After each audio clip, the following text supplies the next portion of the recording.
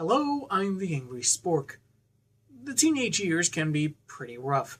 The onset of acne, socialization becoming increasingly awkward, and the mentor to your team of superpowered cohorts takes you to face off against the team of some guy he met a decade before. And you have to learn to parallel park. I'm taking issue with Gen 13 Generation X, entitled Generation Gap. Not too redundant, I suppose. Let's see if this comic makes us want to turn the page or turn our heads.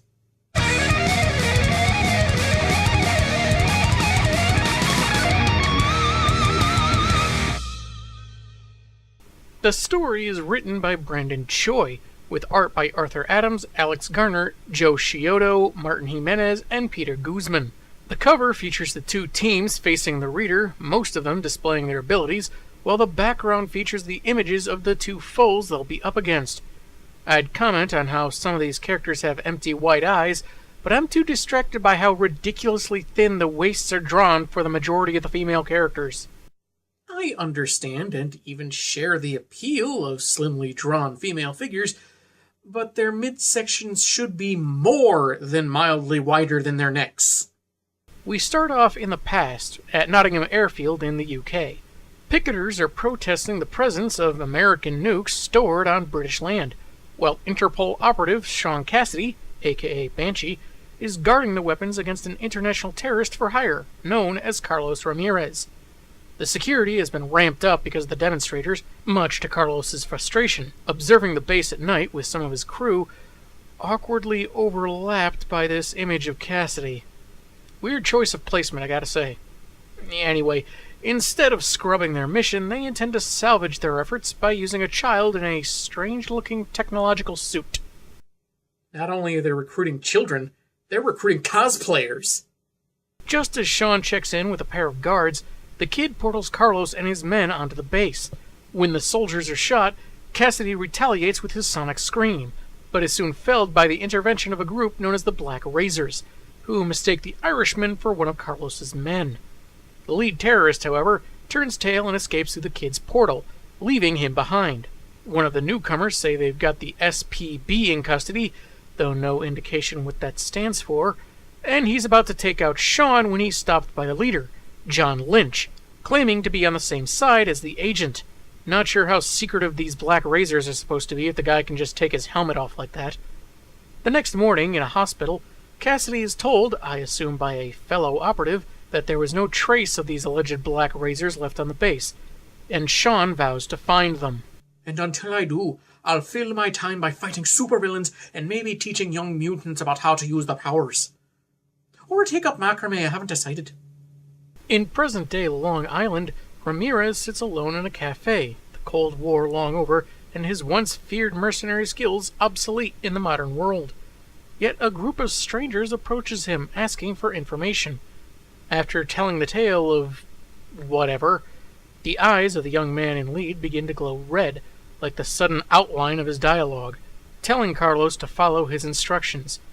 And on the following panel, the man and his freaks are on their way, the cafe behind them in flames. Leap across the country to La Jolla, California, where the members of Gen 13 play basketball, sunbathe by the pool, and get flipped over by their one-eyed teacher, Lynch. The maid, Anna, informs John that he has an important international call, so he excuses himself. He talks to a man named Frank, an old associate, saying that Carlos Ramirez killed himself after setting a tavern ablaze. They suspect he told some stories, as a facility was broken into and a large container taken. The theft was orchestrated by a man named Trance, recognized by the eavesdropping Caitlin Fairchild. Later, John explains the gravity of the situation to his team, and how they must retrieve the SPB for the I.O., which will involve locating Trance via Roxy's little friend, Queelock. We're only 6 pages in, and already this comic has proven less than accommodating to someone not familiar with Gen 13. How am I supposed to know what SPB means, or what I.O. stands for? They can't possibly have thought every reader that would pick this up would also be familiar with both teams involved. Or was Gen 13 being top billing supposed to be an indicator that it's going to largely involve their mythos. In his dimensional prison, the evil M-Plate, a mutant that feeds on other mutants, detects someone that can fuel his escape from exile. Suddenly next to him is his attendant, the diminutive and creepy DOA, there for no reason. Seriously, he doesn't show up again after this. M-Plate is willing to expend his own life energy if it means getting his hand mouths on the power he senses. At the Xavier School, where Generation X resides, the team is in the Danger Grotto, trying to reach the hovering Monet without using their powers. An alarm sounds from their Cerebro computer, and upon reaching the command center, they find two distinct signatures at opposite ends of the U.S. The one in San Diego appears biological, but isn't human, and the one in Quantico, Virginia, is most definitely a mutant, one that appears to be a trans-dimensional jumper. Banshee goes all pronouns, saying he knew it was him, and he tells the team to get ready for a mission, even though it means going without Emma Frost. Now, here's an omission that I can shed some light on. For those unaware, after her gig as the Hellfire Club's White Queen, but before joining the X-Men proper, Emma Frost shared a leadership of Gen X with Cassidy. Not sure why they didn't include her in this story, though.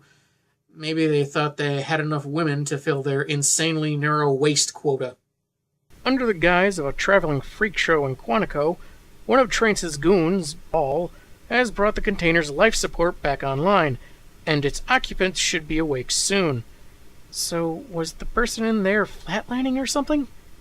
Anyway, Trance says now he has the power to return home to his throne, and if you're looking for any elaboration on that, you'll be disappointed. The capsule opens with Dahl noting how cold it is, which makes the very warm color tones of oranges and yellows downright baffling.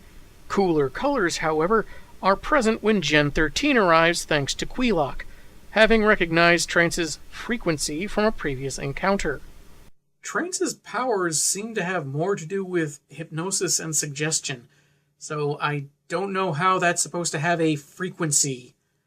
Of course, I don't know anything about Queelock, a critter that looks like if Captain Bucky O'Hare had been spliced with a spider monkey, so chalk it up to me never reading Gen 13, I guess. The team is ready to take on the Freaks, yes, that's what the evil group is called, so they can get various forms of payback, and Lynch is warning Trance to back away from the kid in the container. As the others fight, John decks the villain, who really doesn't like that, and Banshee crashes in, recognizing the old Black Razor from nearly a decade back. Soon followed by Monet and the power-mimicking Synch, carrying the rest of the team. They're here to rescue the kid, so we get the classic two heroic sides misunderstanding a tense situation and ignoring the villains that are right next to them scene. Sean's willing to let Lynch and his crew go unscathed, so long as Gen X takes custody of the mutant.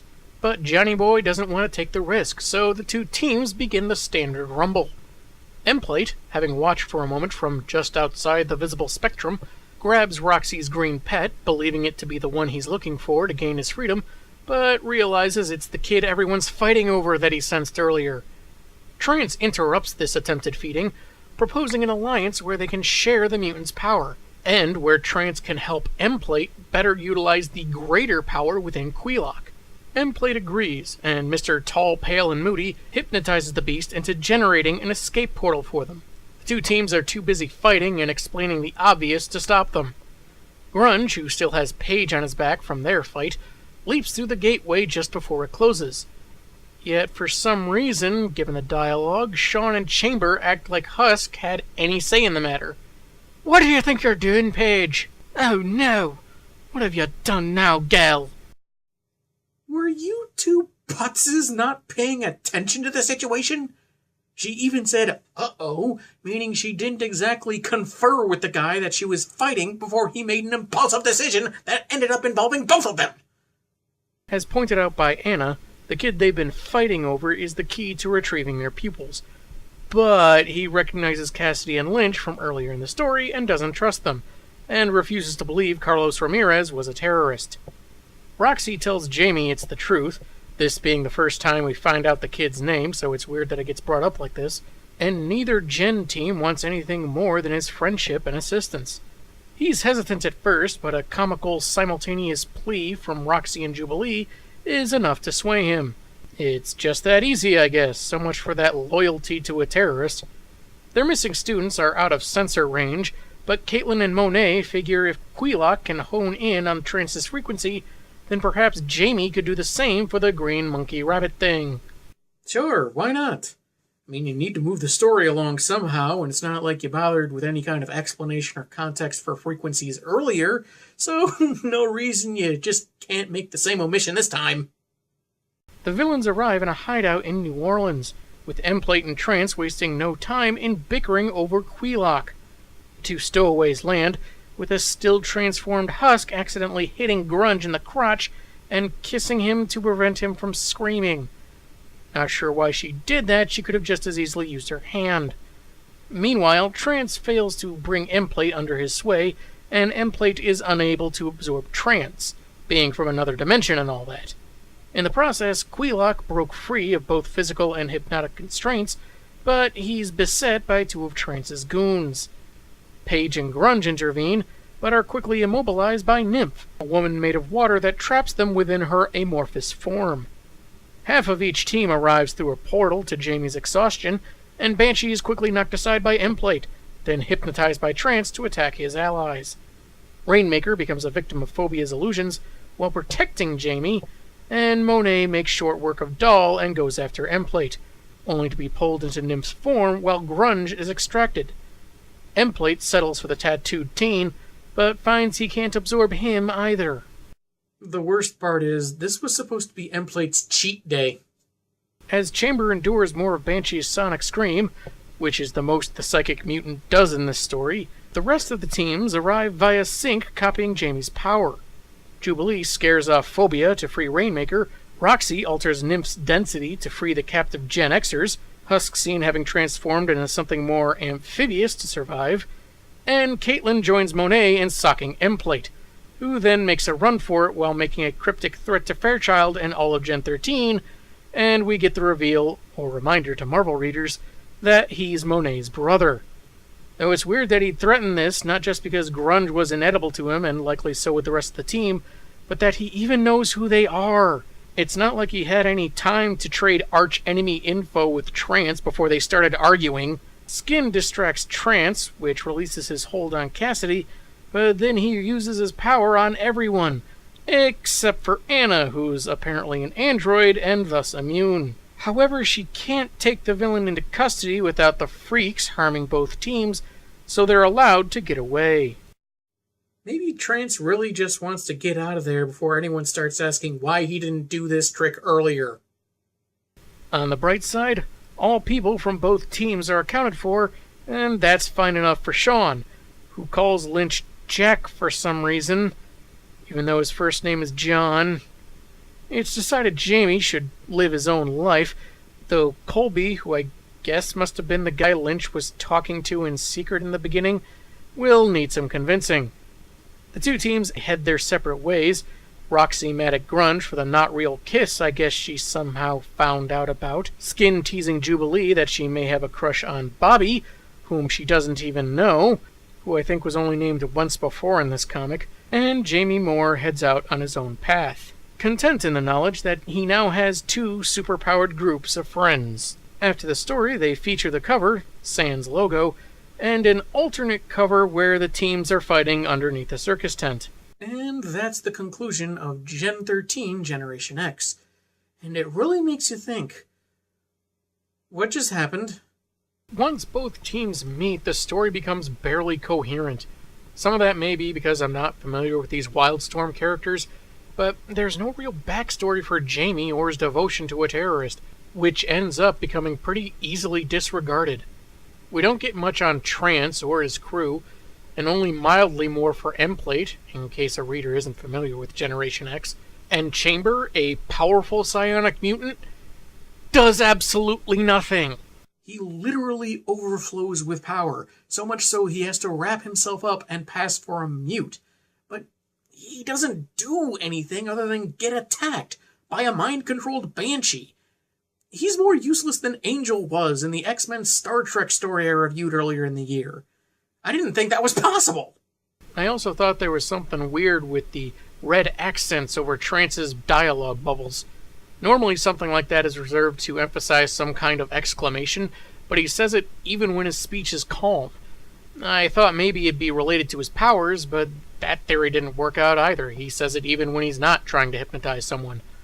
I mostly didn't have a problem with the art, except for some of the coloring techniques leaving some action to feel lost in the background, and there were screw-ups with proportions, like Fairchild's legs here when they're trying to convince Jamie to help them out.